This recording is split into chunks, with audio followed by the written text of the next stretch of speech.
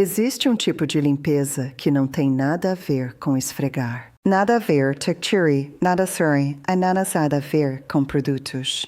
Nada a ver com gastar um sábado exausta, trabalhando numa casa que vai parecer a mesma de novo na quarta-feira. Eu sei como esse outro tipo de limpeza se parece porque cresci dentro dele. A casa da minha mãe, em Osaka. A casa da minha avó, espaços onde nada era dramaticamente limpo, porque nada era permitido ficar sujo. Onde ordem não era alcançada, era simplesmente mantida silenciosamente através de hábitos tão pequenos que eram quase invisíveis. Depois me mudei para o exterior e ao longo de 40 anos esqueci cada um daqueles hábitos. No final dos meus 50 anos, minha casa não se parecia em nada com aquelas em que cresci. Superfícies entulhadas, gavetas que não fechavam direito. Um dia de limpeza que me deixava cansada e produzia resultados que duravam uns 4 dias. Eu tinha mais produtos de limpeza do que minha avó teve na vida inteira e minha casa era mensuravelmente pior do que a dela jamais foi. Sou Keiko Nakamura, tenho 72 anos e o que vou compartilhar com você são 7 hábitos, não técnicas, não produtos, não sistemas organizacionais, que reaprendi nos meus 60 anos e que mudaram minha casa de forma mais permanente do que qualquer coisa que comprei ou tentei nas 4 décadas anteriores. Esses hábitos são antigos, são simples, e a indústria de limpeza, que lucra com complexidade e com seu senso de que precisa de soluções especializadas para cada superfície e problema, preferiria muito que você nunca pensasse neles com muito cuidado. Vamos começar. Hábito 1. Cada coisa tem um lugar e sempre retorna lá. Quando eu era criança em Osaka, nunca vi minha mãe procurar por nada. Chaves, tesoura, a faca boa, os botões sobressalentes.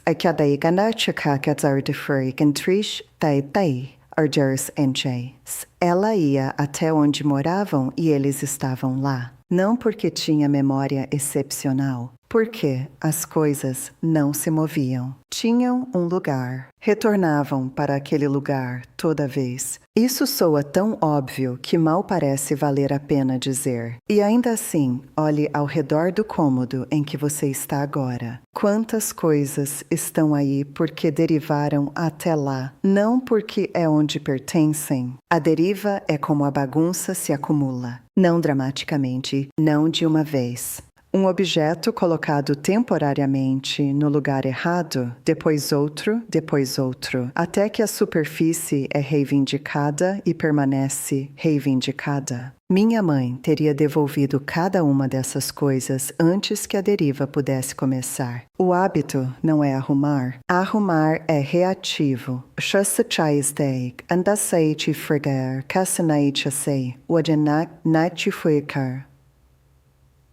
Você lida com o acúmulo depois que aconteceu.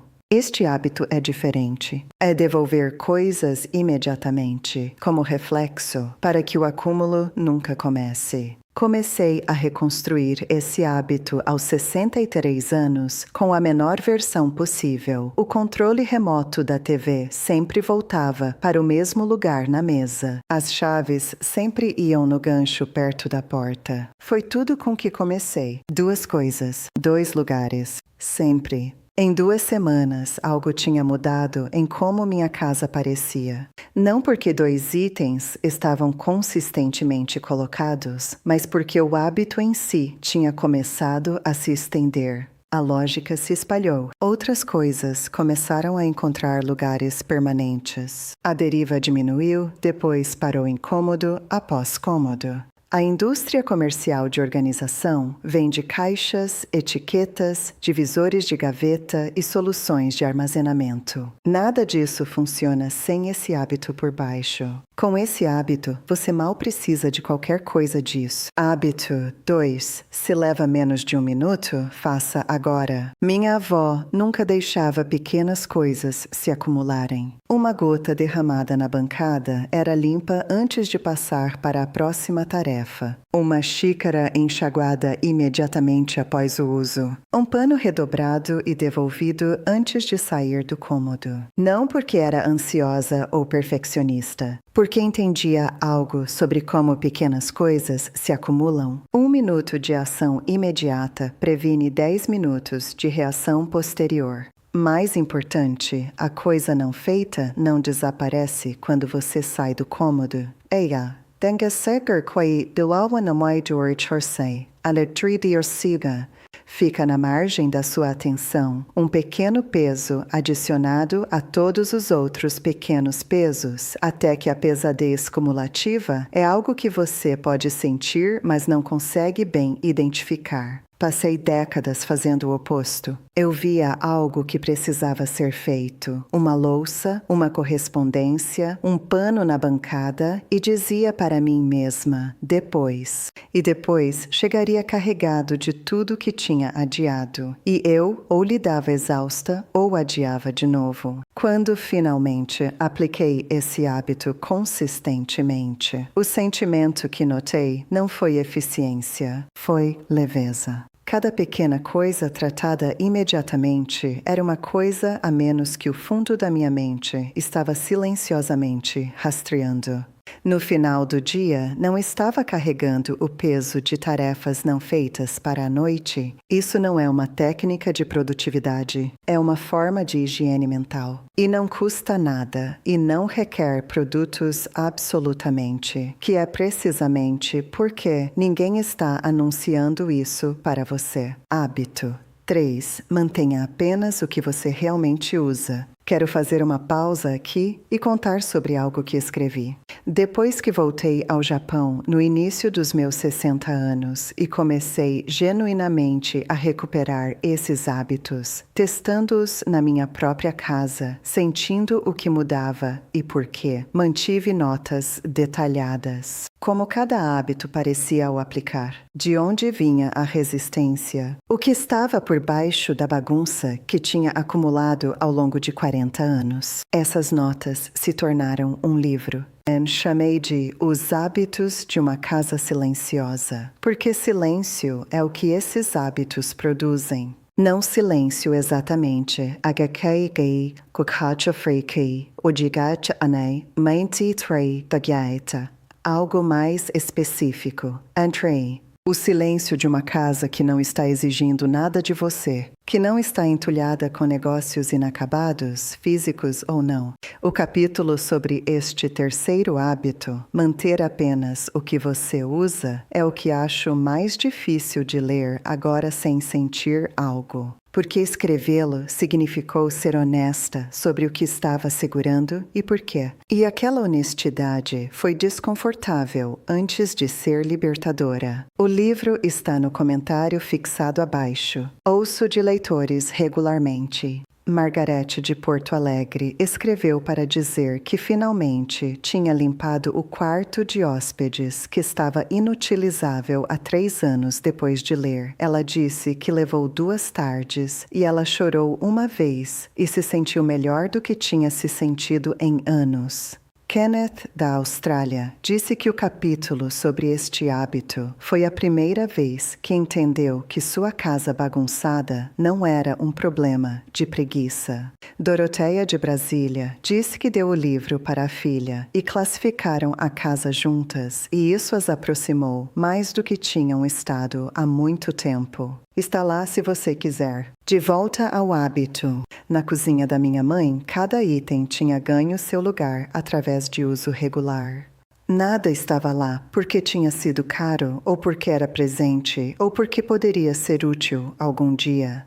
Essas razões, custo, culpa, necessidade futura hipotética, são como gavetas, se enchem de coisas que custam sua atenção toda vez que as abre, mesmo quando não está conscientemente pensando nelas. Minha avó disse algo que lembro claramente. Uma coisa que você não usa ainda pede algo de você. Espaço, limpeza. A pequena tarefa cognitiva de registrar sua presença. Multiplicado por centenas de objetos, o pedido se torna exaustivo.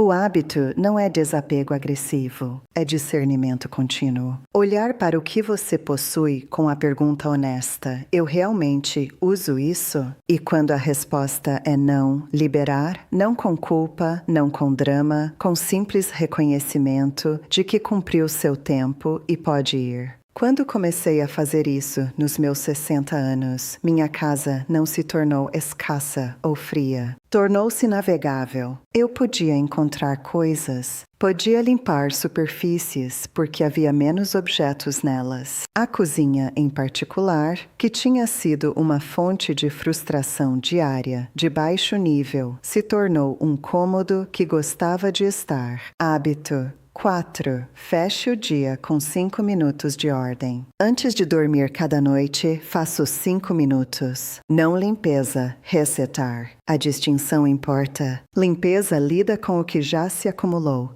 Resetar previne que o acúmulo se transfira para o próximo dia. É devolver a casa ao seu estado neutro antes de parar de usá-la no dia, para que, quando você entre amanhã de manhã, não seja imediatamente confrontada com os negócios inacabados de ontem. Minha mãe fazia isso sem pensar. A cozinha era devolvida à sua posição inicial depois da refeição da noite. A sala voltava à ordem antes de dormir. O banheiro deixado pronto para amanhã não era uma rotina que tinha inventado. Andarskeke actui inamaramachachi kariaka tadarti.